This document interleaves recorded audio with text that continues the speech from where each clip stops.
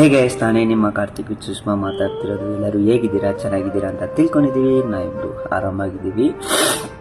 So ನಿಮ್ಗೆಲ್ಲ ಒಂದು doubt ಇರುತ್ತೆ, ಏನಪ್ಪ ಫಾರ್ಮಲ್ ಡ್ರೆಸ್ ಎಲ್ಲ ಹಾಕ್ಕೊಂಡು ಎಲ್ಲಿ ಕೂತಿದ್ಯಾ ಅಂತ. ಸೊ ನಾನು ಆಫೀಸಲ್ಲಿ ಕೂತಿದ್ದೀನಿ. ಸೊ ಇದೇ ನಮ್ಮ ಆಫೀಸು, ನೋಡ್ಕೊಂಬಿಡಿ. ಸೊ ಇದೇ ನನ್ನ ಕ್ಯಾಬಿನು. ಸೊ ನಿಮ್ಗೆಲ್ಲ ಒಂದು ಡೌಟ್ ಇರುತ್ತೆ, ಏನು ಚೇಂಜ್ ಆಗ್ಬಿಟ್ಟ, ಹಿಂಗಿದ್ದಾನೆ ಅಂತ, ಡೀಸೆಂಟ್ ಆಗಿಬಿಟ್ಟಿದ್ದಾನೆ ಅಂತ ತಿಳ್ಕೊಂಡಿರ್ತೀರ. ಹೌದು. ಸೊ ಹುಡುಗರೇ ಹಂಗೆ. So before marriage, after marriage change ಆಗ್ಬಿಡ್ತಾರೆ. ಬಿಫೋರ್ ಮ್ಯಾರೇಜ್ ಬಂದ್ಬಿಟ್ಟು ಇಷ್ಟು ದೊಡ್ಡ ಕೂದಲು ಬಿಟ್ಕೊಂಡು ಹುಡುಗರ ಜೊತೆ ಎಲ್ಲ ಸೇರಿಕೊಂಡು ಒಂಥರ ಲೈಫೇ ಬಂದ್ಬಿಟ್ಟು ವೇಸ್ಟ್ ಮಾಡಿಕೊಂಡೆ. ಆಫ್ಟರ್ ಮ್ಯಾರೇಜ್ ಬಂದ್ಬಿಟ್ಟು ನನ್ನ ಲೈಫೇ ಚೇಂಜ್ ಆಯಿತು. ಸುಷ್ಮಾ ಲೈಫ್ ಬರೋಕ್ಕೆ ಮುಂಚೆ ಹೆಂಗಿದೆ, ಇವಾಗ ಹೆಂಗಿದ್ದೀನಿ ಅಂತಂದರೆ ಒಂಥರ ಅದು ಹೆಂಗೆ, ಅದು ಒಂದು ಹುಡುಗಿ ಬಂದ್ಬಿಟ್ಟು ಒಳ್ಳೆ ರೀತಿಯಿಂದನೂ ಚೇಂಜ್ ಮಾಡ್ತಾರೆ, ಕೆಟ್ಟ ರೀತಿಯಿಂದನೂ ಚೇಂಜ್ ಮಾಡ್ತಾರೆ.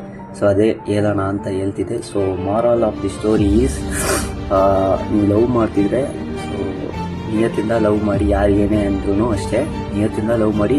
ಆ ವಸ್ತು ನಿಮಗೆ ಸಿಗಬೇಕಂತ ಇದ್ದರೆ ಖಂಡಿತ ಸಿಗುತ್ತೆ.